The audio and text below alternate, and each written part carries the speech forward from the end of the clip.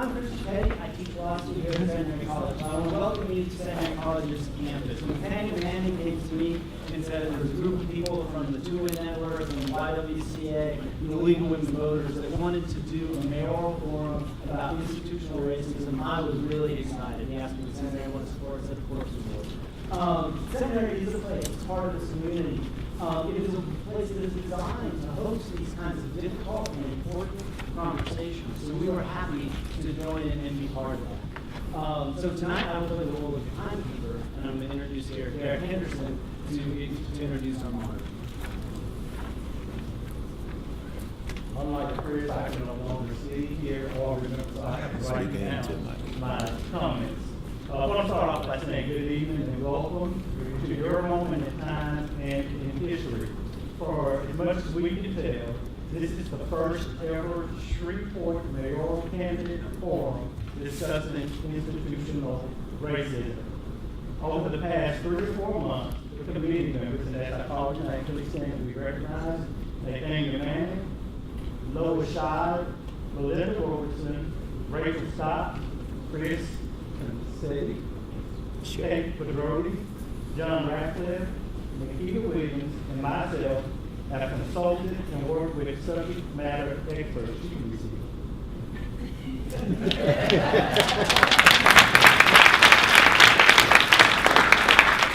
We have consulted with and worked with subject matter experts in the different categories. We've also worked with former and current elected officials and citizens to develop questions that could be substantiated by data for tonight's forum. We realize that conversations about race and institutional racism is not sexy, or is it easy? We do understand that in 2018 they are necessary to bridge our community together, to develop a plan of action, to close the disparity gap, and to begin the healing process. God gave me the vision to win the YWCA, League of Women Voters, Centenary College, KTPS, and Marion Marks are the tools of provision, and the candidates, attendees, and the event itself is the fruition of our faithfulness. Again, thank you for attending, and God bless. Our moderators tonight are Nikita Williams. She is a native of Shreveport. She is the oral historian at the North Louisiana Coalition of Civil Rights. And she is a trained physician, Nikita Williams. And our second moderator is John Ratcliffe. John is a board member for the North Louisiana Civil Rights Coalition, a retired attorney. And if you had the opportunity to participate in the YWCA's dialogue on race, he probably was your facilitator. Again, John Ratcliffe.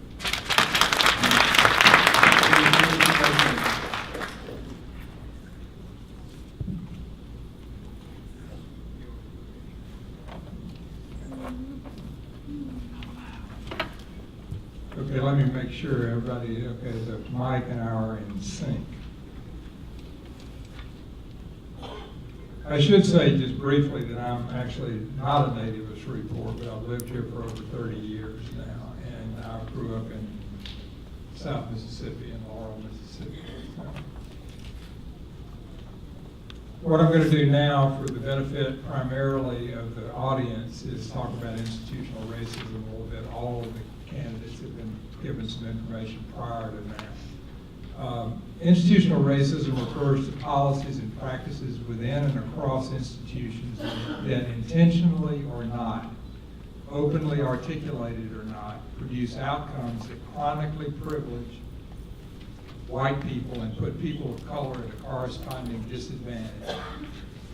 Institutional racism should not be confused with individual prejudice or the justifiable or non-justifiable pride in one's own ethnic group.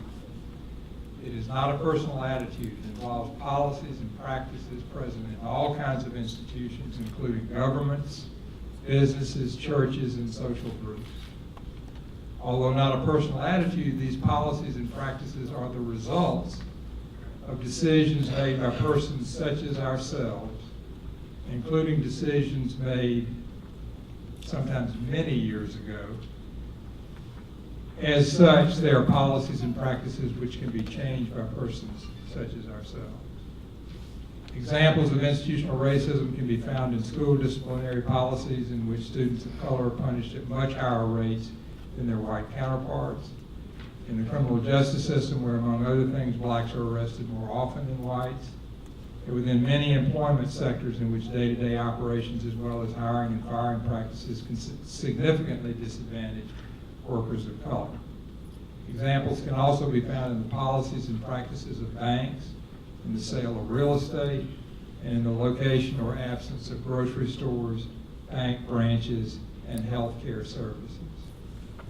Every institution has 5 levels at which racism may be operating, and I'm not going to go into a great lot of detail about these now, but they are the attitudes and actions of personnel, the institution's policies, practices that are permitted within the institution, the way the institution is structured, and then the foundational principles of the institution.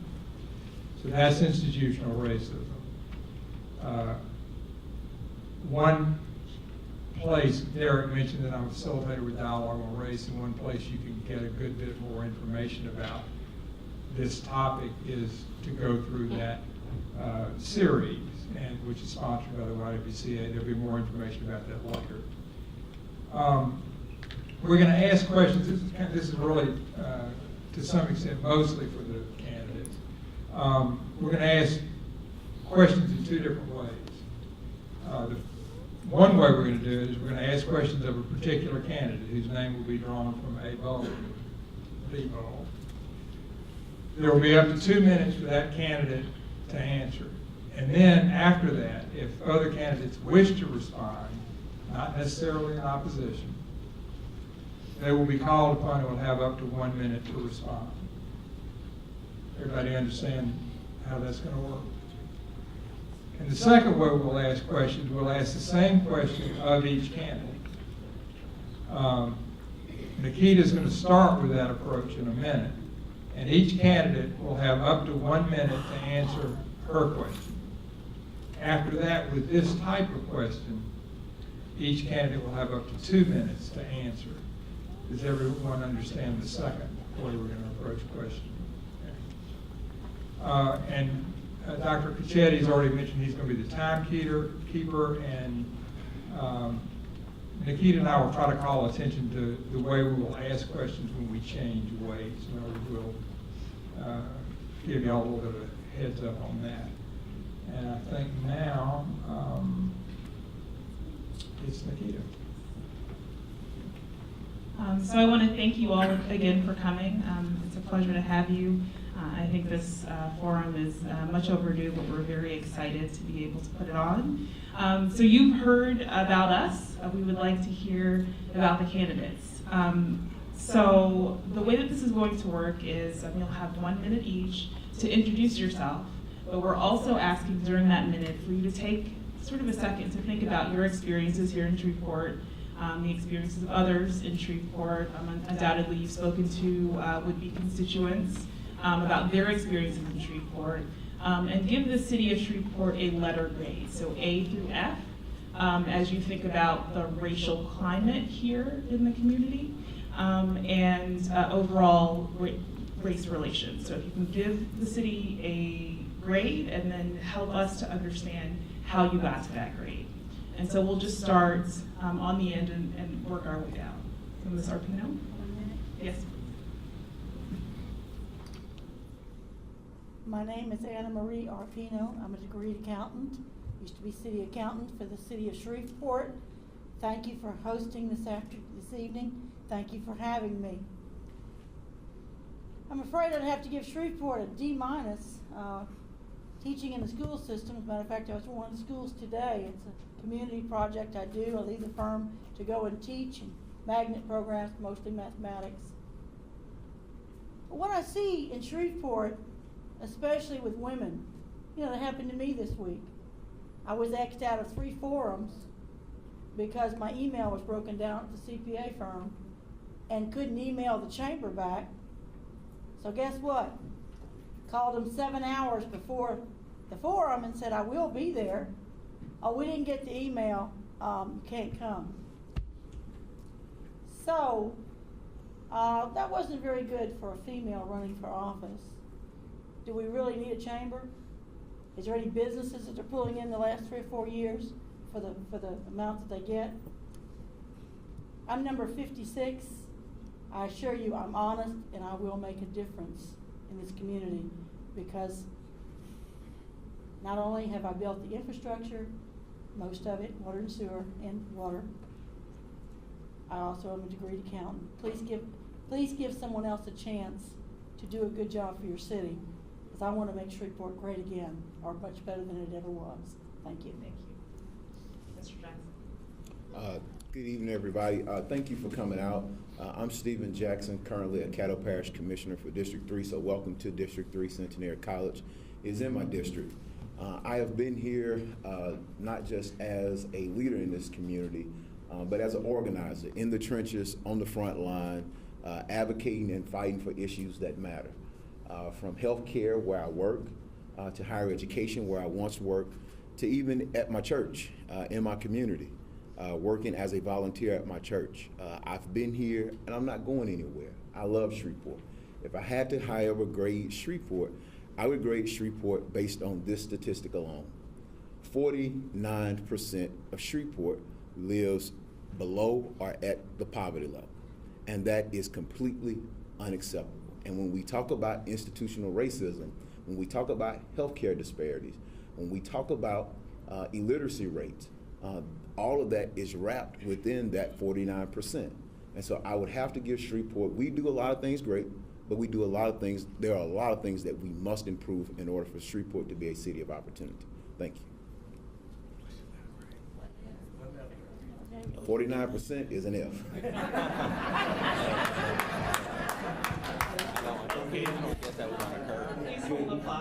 Good afternoon. My name is Jeremy Rogers. I'm number 61 on the ballot, and I need you to help me to make Shreveport a better place. What I would like to say is that it is very unfortunate that we need to have this conversation, but at the same time, it is absolutely necessary. The cities, let me mention to you that what I can say about New Orleans and Baton Rouge, on the cities with the worst race relationship, the cities with the 100 worst race relationships, Shreveport was not on that list, but New Orleans and Baton Rouge were on that list. So I'm saying that there is hope for us, hope for us in Shreveport. And what I would like to do is bring the leadership together to try and address this problem. Now, can I solve all the problems? I can't solve all the problems, but I would like to bring the civic community, the business community, bring people together in a humane effort to address the problem. Now, the grade that I would have to give Shreveport, because of New Orleans, because of Baton Rouge, because of that 49%, we are failing, but there is hope. Thank you. Is that a F? That's an F. My name is Leo Savage. I'm number 62 on your ballot. Just to tell you a little bit of what I have done prior, long before I ever thought about becoming mayor, is I started the Do Good Project. We go out into communities and we have helped rebuild homes. And I say rebuild, we repainted, we fixed floors, we recarpeted, we repaired leaks and roofs. One of the things with institutional racism just happened recently in Queensboro when the tornado came through. It was on the news and nobody knew really what happened. We went out there to see exactly what the city was doing. And I found over 100 homes without power. Nobody was there to help them. Is that because they were Queensboro? I think that institutional racism is a terrible thing, and I think that we're allowing it. I think that the leaders of our community have got to step up. We've got to say, hey, and Queensboro needs us, and we're going to step in and we're going to help. We did. We got 35 people from my organization and my church, and we went out there, we cut trees off of houses, we tarped them, we helped these people. But where I see the unity in our communities, we have hope. I'm not going to give us an F. I want to give you a good D+. Simply because we are trying. There's nowhere in this town that you have to go and there's people that are really bickering because of race. I'm Jim Talafero. Whoa, hello. Hello. I'm Jim Talafero, number 63. I'm going to start with the grade first because I'm the eternal optimist. You know, I'll give us a C, a C, a C minus, because there is room for improvement. I don't give us an F. I don't think we're failing at anything. I think we need to improve a lot. You know, and with that improvement, it's going to be becoming our success. So the C is where I'm going to hover. Again, I'm Jim Talafero. I'm former law enforcement, did 25 years in the Shreveport Police Department, and did over 30 years with the United States military, retiring from the United States Air Force. Shreveport has been my home since 1934, when my grandparents settled here and bought one of the first houses in Broadmoor for $7,500. This is where we always came back. I was an Air Force brat. I moved around with dear old dad. But every time we come back during holidays and so forth, this is always home. I've had some interesting experience regarding racial division, because in an Air Force environment, we're not raised a specific way other than everybody wears blue. You know, and everybody does the same job. Everybody is treated as equal. So racism was very foreign to us until I moved back here in 1970 after graduating from high school and my dad retired. Only then did I realize from learning from others that we definitely have a problem. What concerns me is it seems that we're still the same place that we were back then. And maybe sometimes things just don't appear that they're changing much at all. And if they are, they're going at a slow pace. I'm Jim Talafero, number 63, and I look forward to being educated tonight. And not just to respond, but to learn. Thank you. Thank you so much. So moving forward, I just want to remind the audience, please no applause. And to the candidates, if you could respect the time that we've allotted. We've got a lot of material to get through in a short amount of time. I know everyone would greatly appreciate it, so thanks so much. Okay, for the next question, this question also will be one that each candidate will answer, but each candidate will have 2 minutes this time to answer this question. You don't have to use your entire 2 minutes if you don't want to. And if, as we get further down the row of candidates, if you need the question or the context repeated, I'll be glad to do that. But here's the context, and then I'm going to ask the question. It's actually 2 questions. A large part of the economy of Shreveport results from the award of city contracts. The mayor and city council have more direct control over those awards than they do over other parts of the local economy.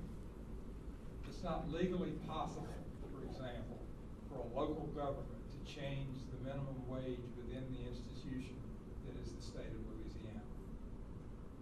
That's not true in every state, but that's true here. Okay. The fraction of city contracts awarded to black contractors measured in dollars awarded is very small in comparison to the proportion of blacks in the population. The last data that I've seen, and I think there's more recent data, but the last data that I've seen, it was under 5%. All right, here's the question, or the 2 questions. Do you think this is an example of institutional racism? And do you think a disparity study would help correct the disparity in contract awards? We'll start on this end again. 2 minutes. I'm glad this question was asked. Before I was an accountant, I had the largest utility water and sewer company in the state of Louisiana right here in Shreveport. I was 20-something years old with $1 million paid for heavy equipment. Did $22 million of water and sewer a year from 1970s to all the way to early 80s. And yes, my water and sewer and my father's master water line to the city are the only things holding up our city. My youngest line where I lived was Ellerby Road Estates. I think it's 39 years old this year. I did Golden Meadows, Green Acres Place, Bossier, Brownlee, City of Benton. All those are holding us up, Shreveport and Bossier, even though they're 39 years old. I tell you this because I have a contractor's background. One of the problems we have with the Fair Share program, the 25%, number one, a lot of them do not have workman's comp. The general comes around who may not be a minority contractor, but guess what? He's paying for the workman's comp. That's a cost. Now, let me address the second question of this. There's nothing wrong with studies unless they cost us too blasted much money. That study being done, I believe this week, if I'm not incorrect, is between $300,000 and $400,000 of our tax money just to make sure that Fair Share gets their 25% of the city budget. That's too much money for a study. What could we do with $400,000? As a degreed accountant, as mayor, I'd audit that program myself. We don't need to spend $300,000 to $400,000 to make sure that Fair Share has 25%. And that's my take. Thank you. I think the question asks, is the program right now as it's set up, example of institutional racism? I would say in a sense, yes, because the Fair Share program is set up as a goal. And what tends to happen is you have a lot of GCs that come in and say, well, we just didn't meet our goal. And that's not just for minority women-owned businesses, that's for local business. And so what I think we have to do is we have to have a mayor that's willing to address the issue at step 1 and not address the issue at step 16. And so my goal is that we would put in the purchasing part of the RFP process, we would address that issue before it leaves purchasing, not when it gets to the mayor's office, because then it becomes political. We have to award bonus points for GCs who will go out and work with small, minority, and locally owned businesses. But as it is set up right now, it is simply a goal, and we don't have to hit that goal. And what we're doing, we're not helping build capacity. There is no disparity study that is going on this week, so let me debunk that right now. But what we have to keep in mind is, even with the disparity study, and I believe the disparity study will help us identify where the work needs to be done, and we can do that disparity study. We don't have to pay a private company. We can pay Centenary School of Business to do it. We just need the study done. So what we have to do is we have to find the problem first, and then we have to put in what's called a remedy. And what the courts require is you have what's called a factual predicate in order for you to put the requirements in place. And so, but what you also have to follow is the state bid laws, and you have to still go with the lowest qualified bidder. So you still have to do quality work. So we're not just giving contracts to minority, locally owned business and women, we're giving it to qualified contractors. Thank you. Excuse me. What I would like to do is to hear the question again, and I'd like to stand up. Can you hear me? I don't know. Okay, I want you to start the clock. Okay, all right. Before you start the clock, let me hear the question. Okay, all right. Yes, sir. Okay, I'm going to give you the context and the all right, I like that. Okay. A large part of the economy of Shreveport results from the award of city contracts. The mayor and city council have more direct control over those awards than they do over other parts of the local economy. And I mentioned that they don't have any control over minimum wage, as an example. The fraction of city contracts awarded to black contractors measured in dollars awarded is very small in comparison to the proportion of blacks in the population. The question is, do you think this is an example of institutional racism, and do you think a disparity study would help correct the disparity in contract awards? You know, as we think about this, as we talk about it, you know, institutional racism is a hard thing to define, quote unquote. People don't like to call it that. You may call it whatever you want to call it, but the intent of the program was for black folks to get more work. Now, is it working? It is not working. You want to call it institutional racism? Okay, I'll go with that. But part of the problem is that you need to have someone in the office that is concerned about lifting up the minority community, lifting up black folks, if you will, okay? Because the intent, now let's understand the intent of the program. We will continue to have a problem. Economics is crucial in everything that we do. If we can get blacks in the community with businesses doing well, a lot of this institutional racism would eliminate itself, okay? I'm not in favor of the disparity study, because, you know, I go, if I'm elected, when I'm elected, I go to City Hall, I know about this disparity study, okay? I know how it needs to be done. When you have people, you need to have help from the bottom to the top, from the inspectors to people that are looking after these contracts, somebody that's wanting to see you get a fair shake. A friend of mine died recently. He was in the paper. I'm not gonna call his name, but I worked with him at the highway department, okay? When he and I worked together, his statements to me was, Jaron, when I see a black person on the job, I know it's gonna be a mess up, okay? You know, that attitude. And if you have people that are, and then another thing that bothered me when I was at the highway department was people sitting down, drinking their coffee, and contractors needing their money. That was not a good thing, you know. I couldn't do anything about it when I was at the highway department, but when I got to the parish, I made sure that what I told the black contractors, what I told everybody, what I told the contractors, what I would do, I would pay you on time, and I would not have people to rework you just because they could. So we need to do something about this.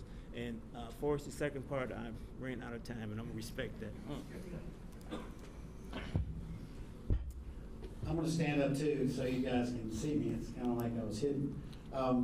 First off, yes, that is institutional racism. Next, you know, I don't think a disparity study is gonna help us. A new mayor is gonna help us.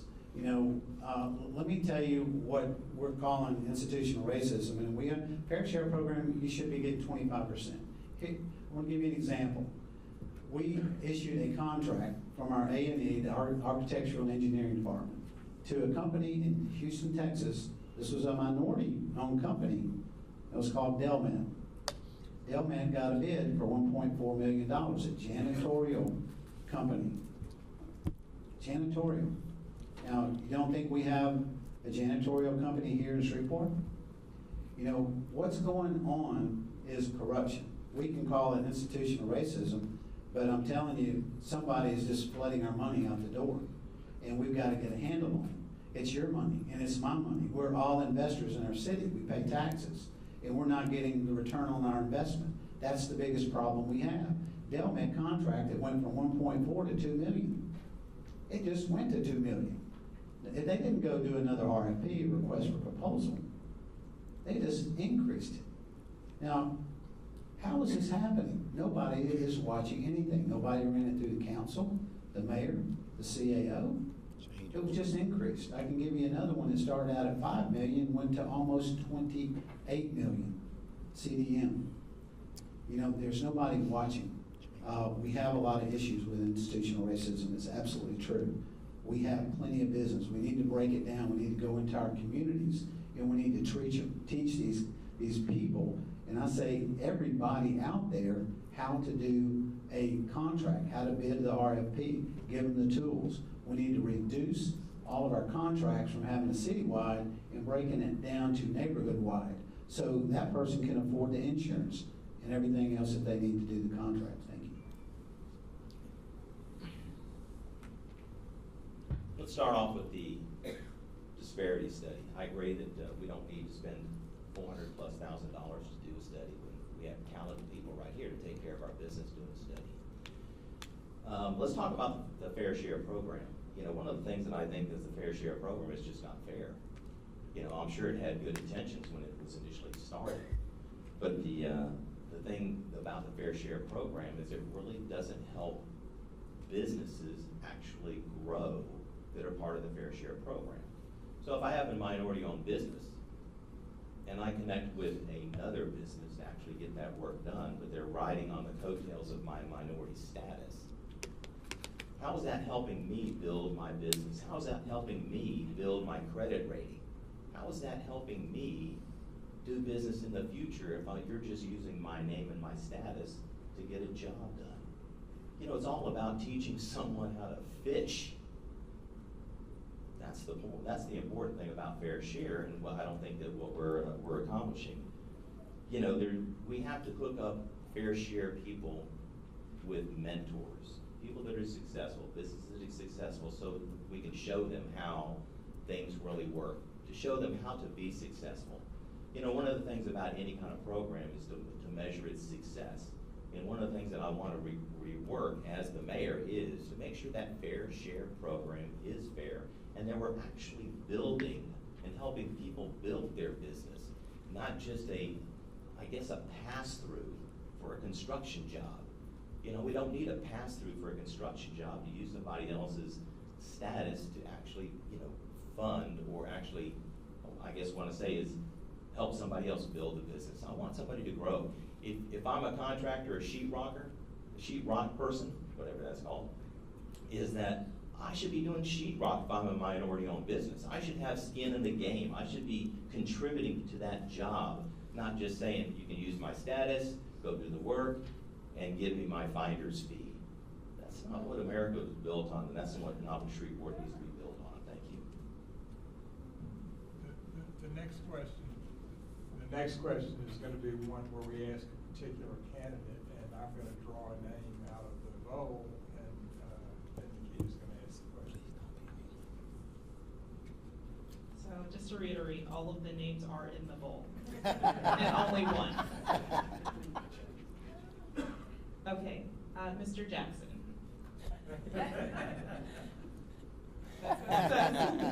Always We're not picking first. on him first. I'm always Okay, so this question is going to be in the realm of health and healthcare. Okay. So the background.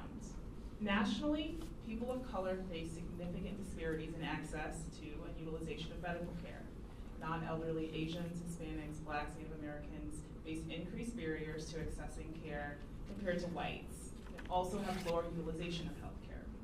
In a recent health needs assessment conducted by Christus Health Shreveport Bossier, lack of reliable transportation was a commonly reported challenge to accessing medical care.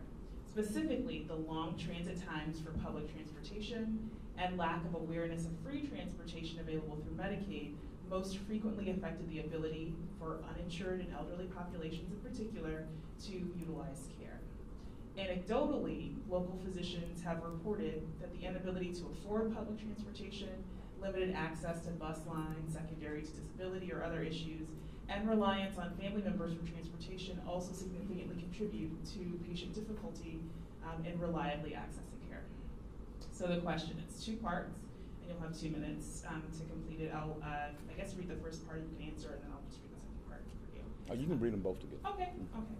So given this information, and any other information that you might personally know about relating to healthcare dynamics in Shreveport, do you believe that institutional racism exists with respect to accessibility of healthcare in this area? And why or why not? And then given the logistic and economic constraints of gaining access to healthcare, including reliable transportation, how do you propose the city help remove or ameliorate this established barrier to medical care? As a community healthcare coordinator, that's what I do every day in my full-time job at my private employer. There are barriers to healthcare here, and I would not say that there's so much institutional racism with regard to healthcare that the local community has contributed to. The barriers that exist in our healthcare society or community are generational often, and yes, we do see access to healthcare as a problem. What we have to make sure we do as a city is make sure that the bus lines, all of the bus lines, all of our public housing or all of our locations have access to those bus lines, make sure that all of our bus lines run in front of our public health facilities such as Ochsner's, University Health, Willis-Knighton, Christus, and make sure that individuals have access, because transportation is a barrier. But not only is transportation a barrier, utilization of those healthcare benefits become a challenge. And so what we have to do as a community and as a moral cheerleader sometimes, the mayor can stand up and be sort of a moral cheerleader. It really makes the folks in Atlanta feel well when Mayor Keisha Lance Bottom wakes up every morning and goes to the gym, because she's talking about health and wellness. And so we have to make those things a priority for our community, because then we have a healthier community, we have a more prosperous community, we have a more educated community, we have a community that's able to go to work. And so I would not say that healthcare is a part of the institutional racism here, we do have work, and I see those challenges every day in making sure not just Black, but also white, Hispanic, all sort rural individuals have access to the health care that they need. And that is something that we need to stand up as a community, because we have a healthcare system here that is paramount to anything in the world, and we have to leverage that as well. Thank you. Thank you so much.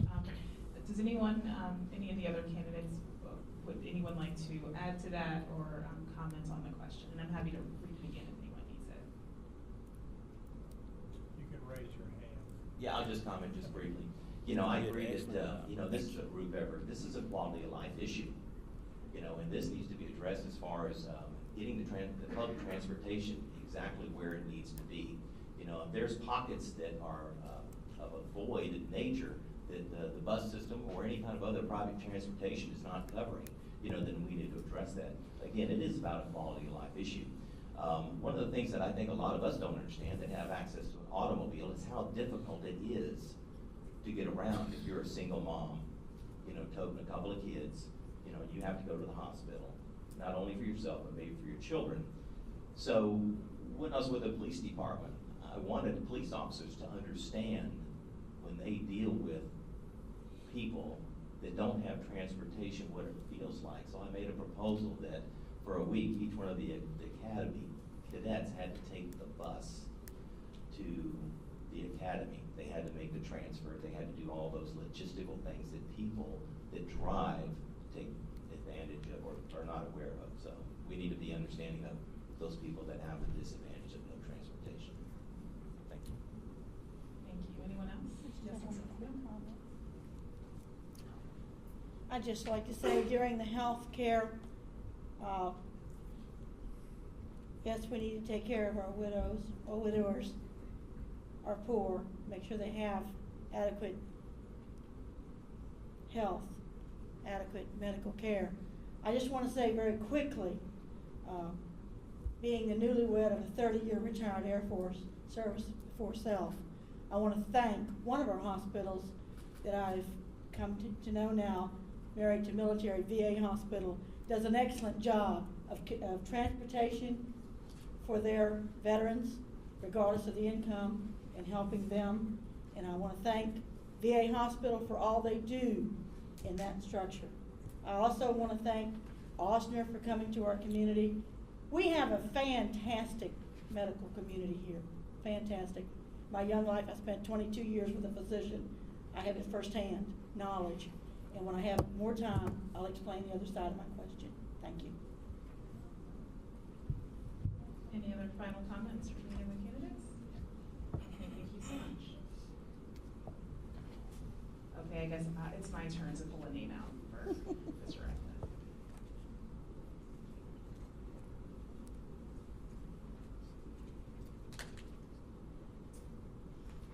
Okay, this question goes to Mr. Talaferro.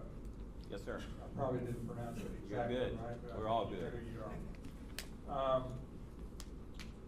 A 22-member Shreveport Biracial Commission was organized in October the 10th of 1988 by Shreveport Mayor John B. Hussey in response to a rebellion in the Cedar Grove community. His charge to the commission was to examine and report to the public about race relations in Shreveport and to recommend steps that can be taken to improve race relations. Creation of such a commission was initially proposed prior to the problems that had developed in Cedar Grove by the Caddo Parish Black Caucus in May of 1987 after the defeat of that year's bond proposal. In November 1989, the commission published its first year report, A Community Agenda for Progress and Partnership. In the report's preface, and speaking of a true partnership between races, the commission wrote, where we see institutional obstacles to the creation of that partnership, we have provided specific recommendations designed to eliminate them. Among other actions mentioned in the report's conclusion, the commission urged the mayor and city council to support the continued existence of the biracial commission. Commission recommended that its future efforts be directed toward monitoring and implementation of the recommendations outlined in the report. And that's the context. So 30 years ago, the Shreveport Biracial Commission recognized institutional racism. More specifically, to use its language, it recognized what it called institutional obstacles to the creation of a true partnership between races. So do you think that those institutional obstacles continue to exist or exist but in different forms?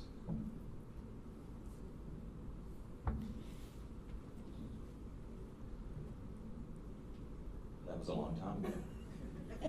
Yeah.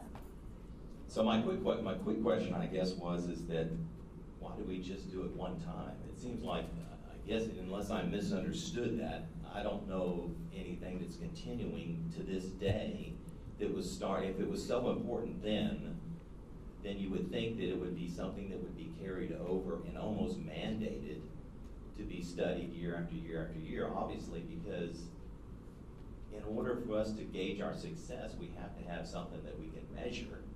So I'm kind of off guard, but I'm kind of surprised about the lack of continued. I guess that the importance, apparently, it wasn't that important to continue year after year after year.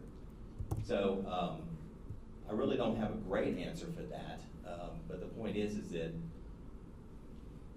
if it happened that long ago, we're still talking about it to this day.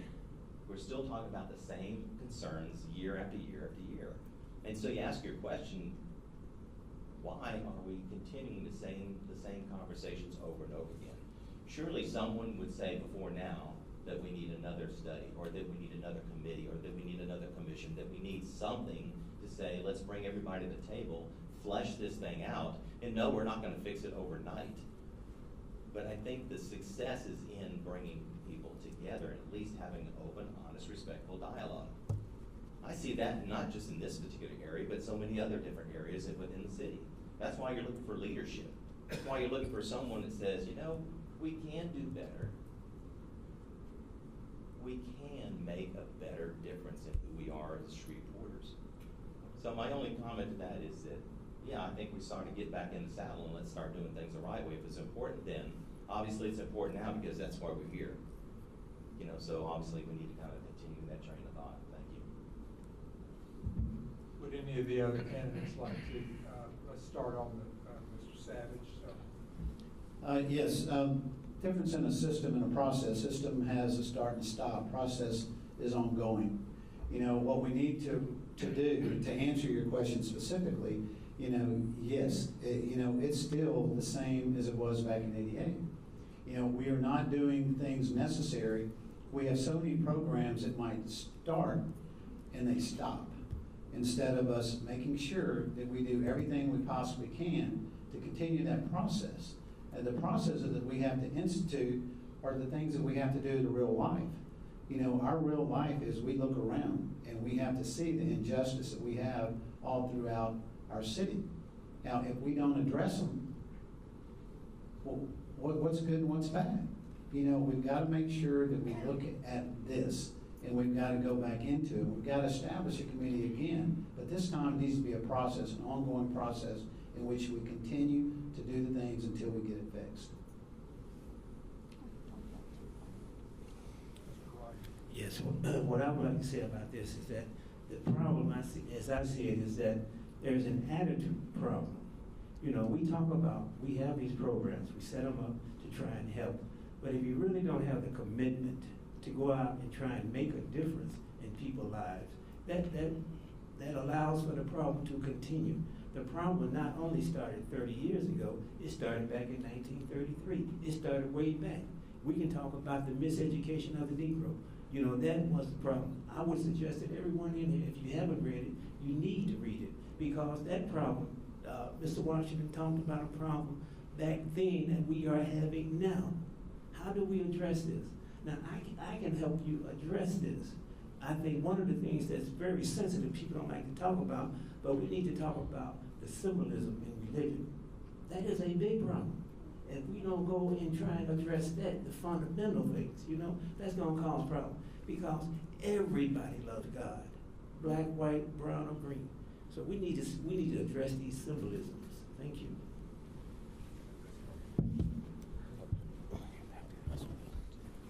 Quick thought on this. I think, and this is dealing with the situation, not anybody up here.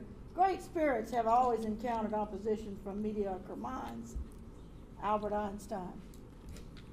Okay.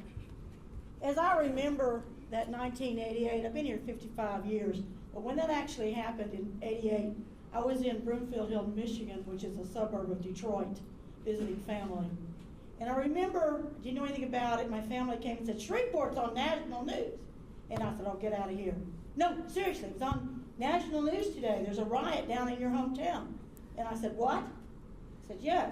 And what was reported in Detroit, and hopefully I got it right, it was a Caucasian female and a few African-American males with a drug deal gone bad that caused the riot.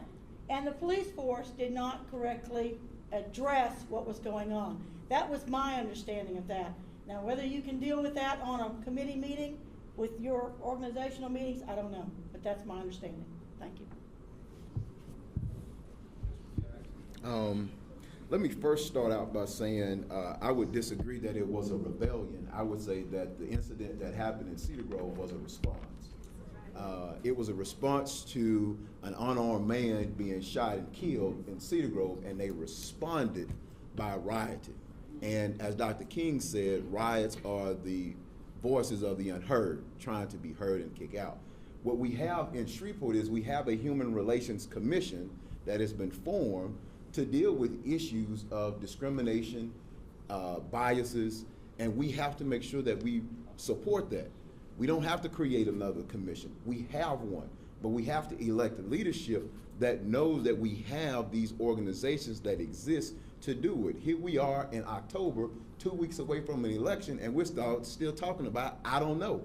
Or we got candidates not showing up to forums because they don't know or they don't want to be pressed on these issues and give you a legitimate response. We have to have leadership that will stand up, have the courage to address these issues head on. Thank you. Thank you.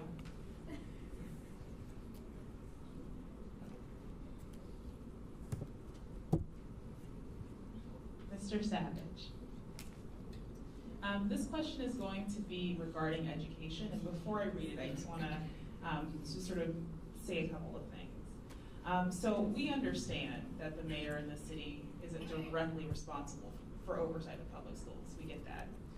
We do believe, though, that the mayor and the city play an important role in supporting the work being conducted within local schools by Caddo Parish School Board. Further, there are many opportunities for the mayor and the city to help augment and bolster the education experience of students outside of the public school classroom.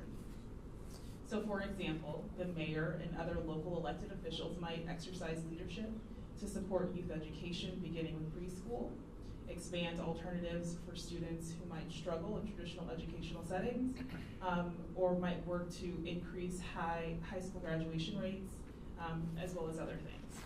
So for these reasons, we do believe it's important to ask questions about the mayor's proposed relationship with education generally, and then specifically the mayor's proposed relationship with the Caddo Parish School Board and other outside educational organizations locally. So your question. Nationwide, white students are 2.5 times more likely to be enrolled in at least one AP advanced placement class as compared to black students.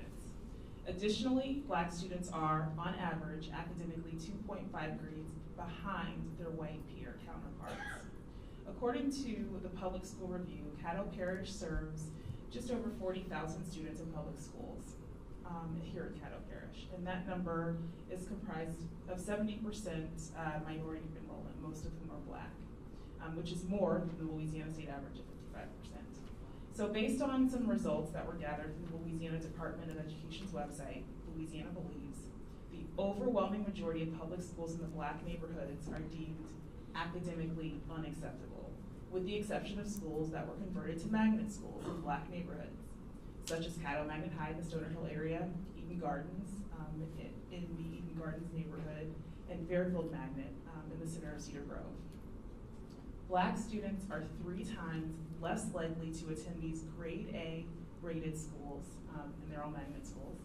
Further, in Caddo Parish, Black students are 3 times more likely to attend schools that are rated by the Louisiana Department of Education as grade D or F. So, your questions. Do you believe that institutional racism is at play with respect to the academic achievement gap, characterizing white versus Black students here in Caddo Parish? Why and why not? And understanding that the mayor is not directly responsible for public education, what is your plan to help diminish the academic achievement gap and increase educational attainment in the public schools, particularly in areas that are predominantly Black? That was a long one. All right, first off, probably within the first month, I would love to call Dr. Gorey, and I would say, let's have lunch. We're gonna go down to DeSoto Parish, and I wanna go, DeSoto Parish, I believe they were number 40, they moved up to number 6 in the state. Caddo Parish, we're number 77 out of 99 districts. I wanna go find out what they did right. That's what I want to do with Dr. Gorey. We have to work together. I'd like to start a mentorship program to where we can actually go into schools, start with high schools, and start working our way down. I want to impact the ones that are about to go out and get jobs first, but I want to break it down, and I want to go all the way down until we can get to the middle school. When I say mentorship program, I'm talking about anybody, and it can be, all races, female, male. We need to go out there and show them that we can inspire them, we can motivate kids to do better and say, hey, I did good, this is where I came from, this is what I did. They have to have that role model somewhere, somehow, but we can inspire that. Is it institutional racism? Yes, it is. I'm the immediate past president of Woodlawn High School. Woodlawn High School is a Title I school. You may or may not know about Title I schools. Their teachers get paid more, they get more active boards than the normal school. My problem, and I found out through being the president of the Alumni Association, was that you get, in the school, they take, and they can go to Caddo Middle Magnet, as you mentioned, they pull the gravy, the top tier of these kids out into these other schools, and it leaves the ones like Woodlawn and other schools with the bare necessity. Most of these kids have single parent homes or they live with grandparents. We've got to beat that up. It goes back to the community, it goes back to what we can do to beat that up and really support these kids, support them and the families. Thank you. Okay, please. Yes. Ollie Tyler and myself are the only ones running that actually have been employed by the Caddo Parish School Board, and in my case, Caddo and Bossier. When I was president of the Rotary of Shreveport, first off, let me just be honest with you, Dr. Gorey's father was my mentor in junior high school. Wonderful man. I visited with Gorey shortly after I ran. Let me just tell you, from somebody who teaches for 14 years in the Caddo Parish system and still do, as of even today, it's got to begin at home. And you've got to get these cell phones out of these kids' hands so they can learn something. Get a box, and I brought it up to school board many, many, many times. In the scoreboard reading, get a box like other states do. Even though, put the cell phone in the box till after class, go get your cell phone, go home. Because it's hard to teach even any kind of class to young people that refuse to leave their cell phones alone. And it's got to start at home. Yes, Mr. Rogers. Yes. I would start it by saying that there's a big problem with students being placed, especially Black kids being placed in, special ed. You get that label early in the game. You get labeled as a special ed, slow to learn child. That is a big problem. I think the tests are biased. And part of the problem is this is institutional racism and things that we need to do. The best teachers are usually reserved for the magnet schools, things of this nature. Teachers that are not necessarily the best at their jobs are sent to the inner city schools and do not necessarily know how to deal with these kids. The kids that I'm talking about, like I said, ones that are being placed in special ed, these kids perhaps are not special ed material, quote unquote, they just have a higher energy level. And the teachers that are working with them don't know how to address that. We need to have more male teachers in the room, more black males in particular. So in order to address this institutional racism covers a whole lot of other things. Thank you. Okay, Mr. Jackson. I'm the only candidate that has a platform that talks about how do we address this issue of institutional racism. Universal pre-K here locally. And I propose doing that and paying for that either with a social impact bond or paying for that with changes that have recently been made to our industrial tax exemption program. Manufacturers, large companies have been here for the longest, and they have not paid their portion, which has diminished the tax base or the resources of our school system. And I'm the only candidate that has spoken to that. What we have to do also is we have to lobby our legislature to stop labeling schools. I came from Woodlawn High School, and I do not consider myself a failure, and I do not consider Woodlawn High School a failing school. Louisiana is the only state in America where 100% is not an A, and that is unacceptable by all measures. But we have to invest in our children at its earliest age. We know we put more kids into pre-K than we help them on the back end with regard to crime, economics, as well as health. Thank you. Please hold applause. Anyone else? If I can get a mic, I will. Okay. Yeah, I think it is a form of institutional racism. And what concerns me is that, a lot of our children are not getting a fair shake. I understand from some good authority that by the time a child gets into kindergarten, they're at a 2-year deficit already. In other words, my child is 5 years old and gets into kindergarten, but the teachers are trying to teach a child that is on a 3-year-old level. And unfortunately, our school system doesn't provide, or it's almost impossible for that child to ever catch up.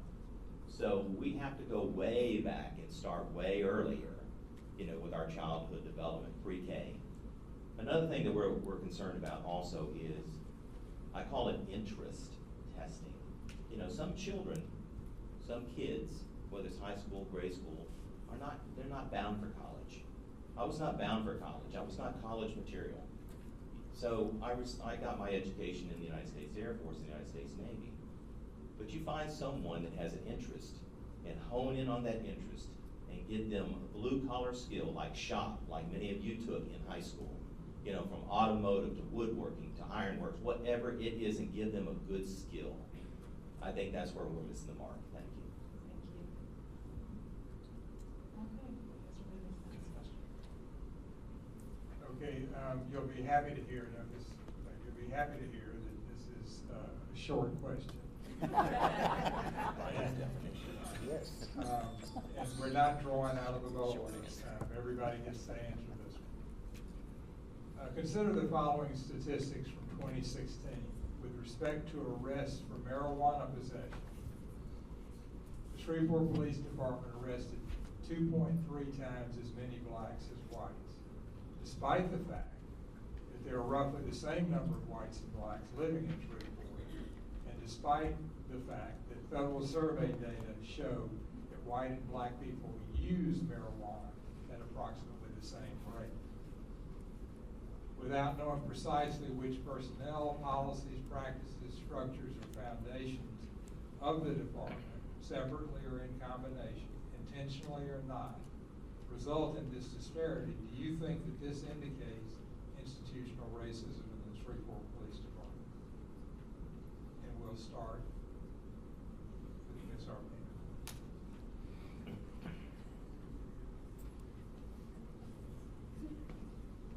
First off, I disagree that whites and the blacks necessarily use marijuana at the same level.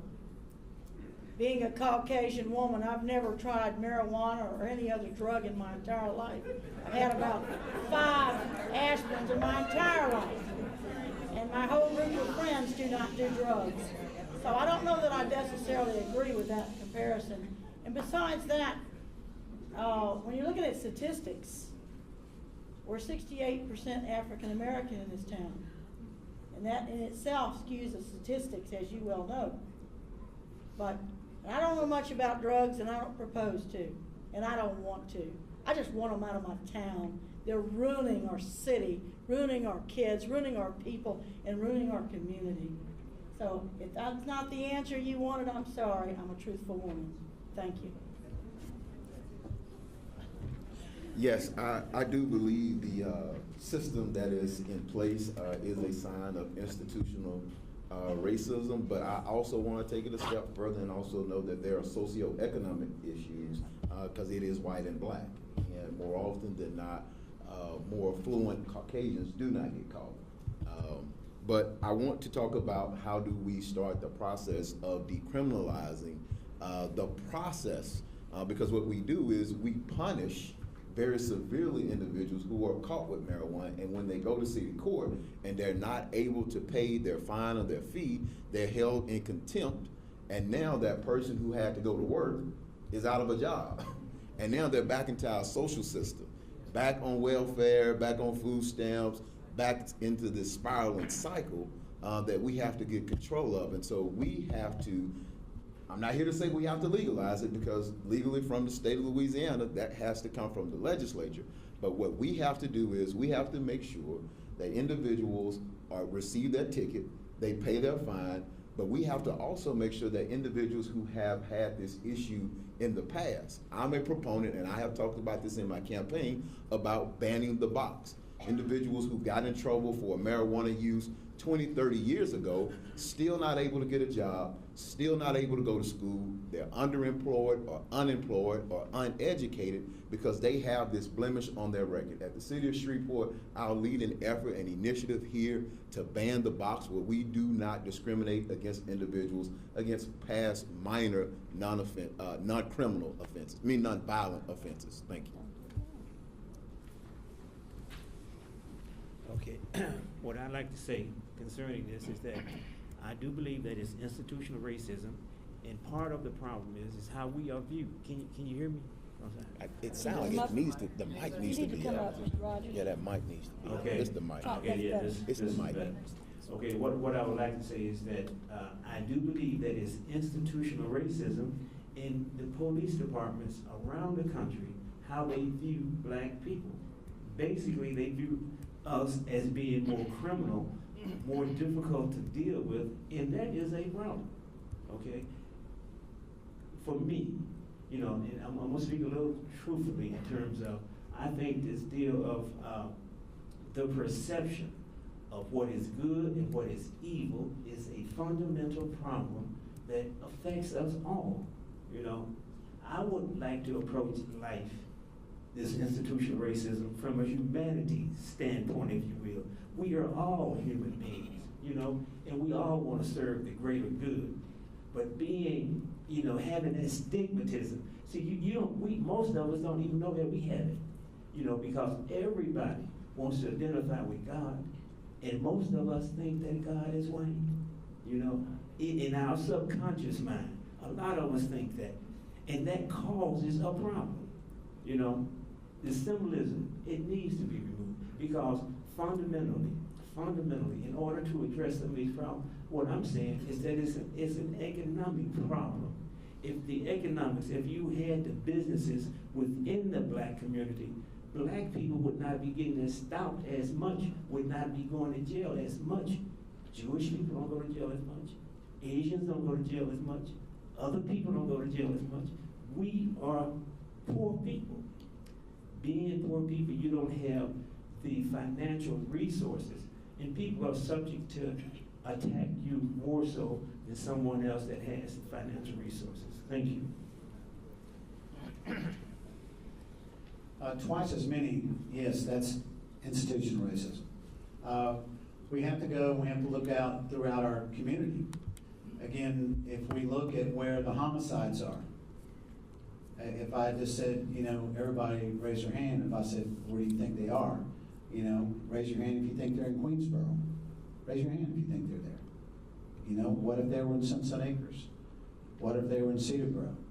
You know, we know that those areas are predominantly black. You know, we know this.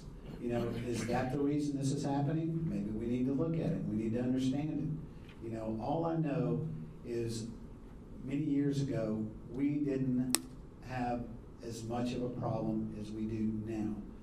But we had a lot of manufacturing jobs, over 20,000 of them.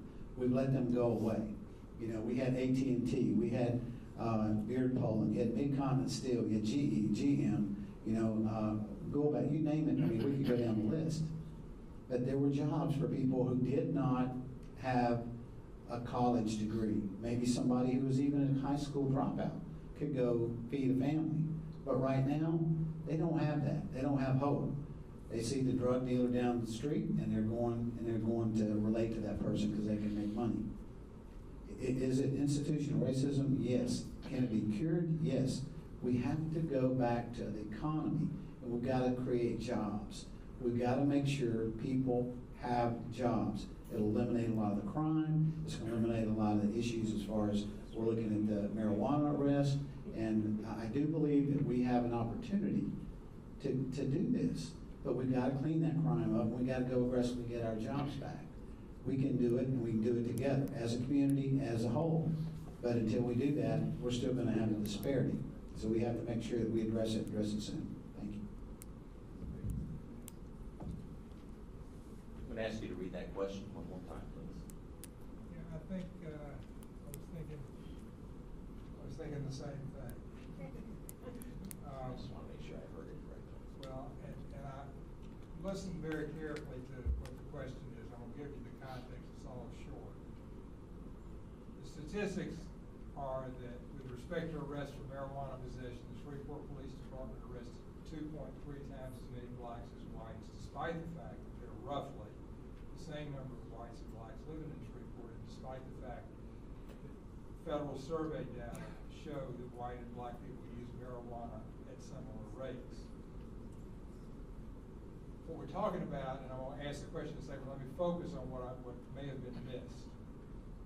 We're talking about a particular institution. We're talking about the Shreveport Police Department. And the question is, without knowing precisely which personnel, policies, practices, structures, or foundations of the department, separately or in combination, intentionally or not, result in this disparity in arrests, do you think that this indicates institutional racism in the Shreveport Police Department? Okay.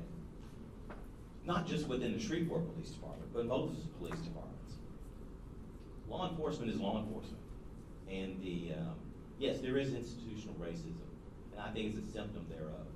You know, in Pounding the Bee, I've arrested a lot of people for drug possession, black, white, indifferent. You know, you enforce the law. You either break the law or you don't. But one of the things that we need to understand is that while the studies shows that there is just as many whites as blacks that use marijuana, I'm not going to dispute that because I don't know. I just know that, you know, regardless of the Shreveport Police Department or the San Diego Police Department where I came from, you know, there is institutional racism. We get accused of profiling, that just because you're a certain color and you're hanging out in a certain part of town, then you're automatically a suspect. I can honestly tell you that in my over 34 years of law enforcement, that it's all about who violates the law and who does not. It really is black and white. Now, are there instances where, you know, there's a need for you to go a little bit further in who is actually being associated with other people? Is there a criminal activity going on? Sure there is, and that's just common to law enforcement. You know, but to say it's institutional racism by saying it is a symptom thereof, and it's not just with the Shreveport Police Department, it's in law enforcement, you know, nationwide. You know, and can we do better? Absolutely we can. The next question is going to be drawn or asked of the person whose name I just wrote. Mr. Rogers. So this question is going to be around health and healthcare and public safety. So the background. Living a healthy lifestyle, as we all know, includes remaining active and getting a moderate amount of exercise regularly. While outdoor recreation is an often suggested way to exercise, the city of Shreveport has parks and neighborhoods that have been described as underutilized for several reasons. In a recent needs assessment conducted by Christus Health Shreveport Bossier, residents relayed safety concerns with local parks, as some parks are outdated and or located in dangerous areas where they feel they can't walk, bicycle, or run during the day or night, and where there's a lack of safe, well-lit walking paths, Further, locals also identified living in unsafe conditions as an environmental impediment to exercising, especially among low-income and elderly populations. Anecdotally, health providers report that many of their and underinsured minority patients feel that their neighborhood parks and neighborhoods themselves are unsafe for exercising. So the question, do you believe that institutional racism plays a role in the ability for local residents to maintain a healthy, active lifestyle within their neighborhoods and or by utilizing public parks? And as mayor, in what ways can Shreveport address these reported barriers and safety concerns in order to promote more healthy and active lifestyles for all of its citizens? Yes, I do believe institutional racism plays a part in this. Institutional racism, the fundamental problem is lack of economic opportunity. The poor neighborhoods, people, when people are poor, they don't have access, they don't have the desire, they don't have the will necessarily to go out and exercise. These parks may be unsafe because the economics. What I would like to see happen is that a concentration be given to these particular areas. I'm gonna just say it like this: Juella, Hearn Avenue, the Cooper Road. If these areas could develop entrepreneurship, if they could establish some type of business in those type communities, we could eliminate a lot of these problems, for getting out and exercising and things of this nature. When they go to the parks, people do not feel safe because the area isn't safe. And if you cannot stimulate some kind of economy in that area, you will forever have that problem. How are we going to address it? As mayor, we need to be able to bring the leadership together to try and help develop these areas. It would be better for the entire city, if we need to try and get people to exercise, to get their blood pressure down, to help with diabetes, to have a more healthy lifestyle, and you would even have more money. The economy would do better because all of this medical treatment costs money. And the idea of incarcerating more people, we can take that money and necessarily try and help with these programs. I'm not in favor of the idea of more substations to make these areas safer. I'm in favor of programs taking that money that would have gone to jails to more or less like help these communities. Thank you. I grew up in Sunset Acres, and I used to ride my bicycle as a kid at night. I mean, it was there was never an issue. My mom never worried about me as far as safety. We had a park. We had Oak Terrace Park. We could go. We went to Sunset Acres. Went to the park. You saw everybody getting out. There were tennis courts. There were basketball courts. There was baseball fields. There was anything and everything that you wanted to do. Now we look at it and we have issues everywhere you go. And the biggest problem, I think, and it is our issue, is the safety. People don't feel safe anymore. So they won't go outside to do anything. People will not walk or run. I was walking in Broadmoor last night, and it was about 7 o'clock, getting dark. So, but I did see a lady running. It made me happy. But if you look over in Sunset Acres, when we walk over there, when the sun goes down, I got a little scared. We need to redo the parks, but we've got to beef up our police protection. We've got to put more officers on the street that will help everybody feel safer. Thank you. Anyone else? Take a short stab at it. Pass on the mic. Just very briefly, I will say that I don't think that the issue with regard to the parks and recreations, from a commissioner standpoint, I think it's a budget and priorities issue.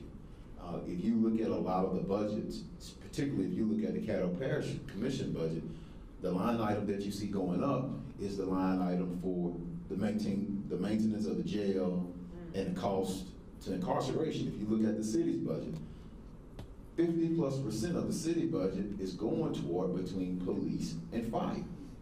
And SPAR's budget is fairly stagnant. And so what we have to do is when we just talked about arresting for minor offenses such as marijuana possession, when we say, I want to put more police officers, I want to put substations, then that means those individuals are more than likely to come in contact with a police officer. And that police officer more than likely is going to stop them for the smallest thing. Instead of doing that, yes, we need to like them better. We need to incentivize and make sure that we have an opportunity to partner with local businesses to invest in our in our parks. Thank you.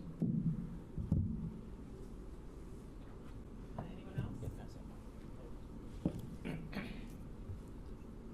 Yeah, I just want to make a few comments. Yeah, this is a community issue. One of the things that I've been looking into, and it's not a big secret for a lot of progressive cities, is what they call a bike walk program. You know, where bike paths are connected to each other. If you look at Shreveport, we have bike lanes. We don't have bike paths. And so this is a big concept, or actually a concern for our upcoming millennials, is because they like to walk and they like to bike wherever they're going to be walking, shopping, or worshiping. If you look around, the bike paths go from point A to point B and then they stop, and that there's no way for you to get to point C. So while we spot develop in our bike walk programs, we can do much better. We can actually develop bike and walk lanes which are protected from the cars and vehicles and so forth. Another thing is that sidewalk security. There are many of our poor neighborhoods that don't have sidewalks. They have ditches. You know, one way to curb crime is to get it back into the community. You put people on sidewalks and they're forced to interact with each other. Therefore, their kids are able to get out there and ride their big wheels or their bicycles. It puts eyes on the street, and if there's a criminal in the area, they're going to be thinking they're going to be thinking twice before they do anything. So sidewalks is of big importance. We don't prioritize well. We would just put sidewalks on new developments and so forth. But look at the impoverished neighborhoods. They could benefit from some sidewalks to get those people out, meeting and greeting, to be the eyes in their own community. Thank you. Okay, so I think we have time for one last question. There's one last. One last person. That's our meeting, right?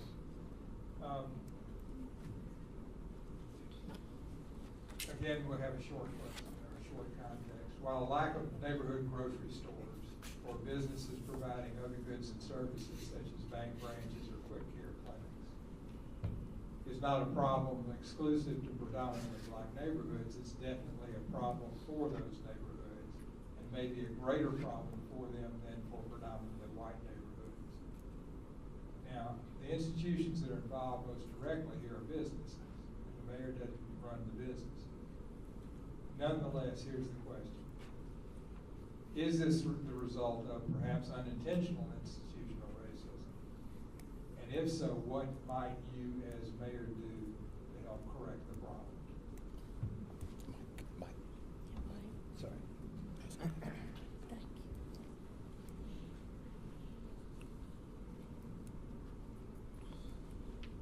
The mayor doesn't directly do the businesses, I understand that. But this lady, as mayor, I've been working 16 years to get I-49 through, and now we have just 3.2 miles through Allendale. Allendale has been forgotten about for 40+ years. Those people of that income level, small income, some don't even have transportation, have to go to get groceries all the way over, I believe their closest is Jewella at Greenwood Road. When I worked on I-49 for 16 years, free of charge, by the way, no committees, no PAC money, just about 10 of us working hard. When we did the meetings, that's not me. When we did the meetings with NLCOG, we asked that a service road where I-49 ends and I-49 will pick up, we asked that the service roads be built so that a grocery store and a gas station perhaps could be on the service roads to help the poorest of our poor in Allendale. And we're almost there. I went to the DOTD meeting on Monday with all the senators, all the Congress, everybody from Baton Rouge plus DOTD. We spoke about it. Okay, that's one way that this mayor in the seat can continue to help in that area of your question by the service road and the businesses and the growth to Allendale. Thank you. Anybody else? Was your question about food deserts? Yes, exactly. Well, food deserts also banking, so. Okay, well, Service roads. as a candidate and as a commissioner, I have led the effort to, one, identify and address the issue of banking deserts, and make sure that we have a banking task force so that communities don't become victims of predatory lending. And what I have often told folks is we have to, from a planning perspective, take our 2030 master plan and let it be a blueprint for how we develop the city. Yes, I do believe some areas in this town have been intentionally redlined and been stifled from development. But what we have to do is we have to repopulate those areas with affordable housing, homeowners, so that we can have those businesses who will want to locate and thrive. I have worked with the Allendale Food Co-op so that we can bring fresh food and produce. I'm willing to work and sit down with our large local grocery stores so that their food waste can be put back into produce and be distributed, so that we address the issue of food hunger. And I would like to see us do more things to address these food deserts and banking deserts until we get to the point to where we understand that all areas must thrive. We're going to continue to have these problems. Thank you. You know, I think we've come up with some good ideas, but I'm gonna say this. Basically, you know, someone's gonna have to take the lead on this. There's been a lot of ideas about what we need to do. Some of the big grocery stores, they don't wanna come because of this perception of crime. We need to address that. You know, banking and all that, we need to get, like Stephen says, we need to get these predatory people out of the community, quote unquote, these payday loans, because that puts an additional burden on you. You can't pay your bills anyway, and now you got a 30% loan to pay. That is a big problem. So, but I think collectively, we have got to come together. This group has started. We need to come together and try and work to try and save or try and help humanity. We can do that. We can do that here in Shreveport, and we would all be better off for it. You know, the city would be safer. It would be more attractive. We can do this as a group effort. The leadership has to come together. You know, and I am proposing that we do that. Thank you. First off, we've got 45 empty buildings downtown. We have 6,600 adjudicated properties across the city. You know, why could we not lease out? I mean, we have to take care of them. Why would we not want to say, hey, here's a building for you. I'm gonna lease it to you for $1. I want you to put a grocery store here. It can be a small one in a small neighborhood that has issues. All it would take is a little bit of rezoning. You know, we have to look at these things. We have to make sure that we're user friendly. You know, that's what we have to make sure. You know, instead of looking at, you know, popping up a liquor store down the street, you know, let's look at putting, you know, a grocery store. You know, that's what we need to be looking at. You know, we're ignoring the true problems and true needs of people. And I certainly agree with the loan companies. I mean, we've got to look at our people. We've got the ability to do that. We've got all these buildings. Why not give them to somebody and let them start paying tax on it? It'll help us as a city. Yeah, revitalizing and reinvesting in Shreveport is key. You know, 40 years ago, 30 years ago, 20 years ago, I remember patrolling Allendale. I remember patrolling the bottoms. And there seemed to be a grocery store on just about every corner, you know, because I visited most of those. You know, and that was a thriving economy. And why they disappeared, I really don't know. People disappear. But we could rebuild that back. We can offer low interest loans to people that, you know, said with one of the panel members here, to reinvest in opening up grocery stores downtown, to make it easier for the Allendale residents, or any residents for that matter, you know, to go to the store, you know, either on foot, on bicycle, or walk. I mean, it doesn't really matter. I think one of the things that I was told is that I-20 was a neighborhood killer because it separated, one portion of the city from the other portion of the city and never gave them an opportunity how to get from one point to the other point. It's like having, a road right through your home. As far as I-49, obviously we need the extension going downtown. I look at it like a Route 66. That's where we're going to develop, the businesses and the organizations that's really going to keep us thriving. Thank you. That's the end of our time, and Chris Cachetti's going to have a few closing words. All right, so we've asked you all not to applaud, but now you get a chance to applaud. I want to thank the candidates for coming out tonight.